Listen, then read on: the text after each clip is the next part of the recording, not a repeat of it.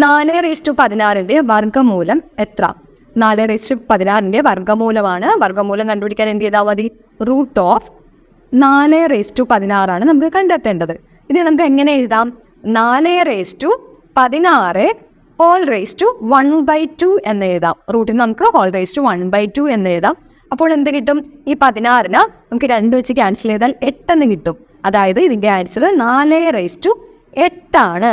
അപ്പോൾ 4/16 വർഗ്ഗമൂലം എന്ന് പറയുന്നത് 4/8 ആണ്. ഇതിൻ്റെ നേരെ പാതി എഴുതിയാൽ മതി. എങ്കിൽ 5/20 വർഗ്ഗമൂലം എന്ന് പറയുന്നത് 5/20 പാതിയായ 10 ആണ് അല്ലേ? എങ്കിൽ 4/30 വർഗ്ഗമൂലം എത്രയെന്ന് നിങ്ങൾ കമൻറ്റ് ചെയ്യുക.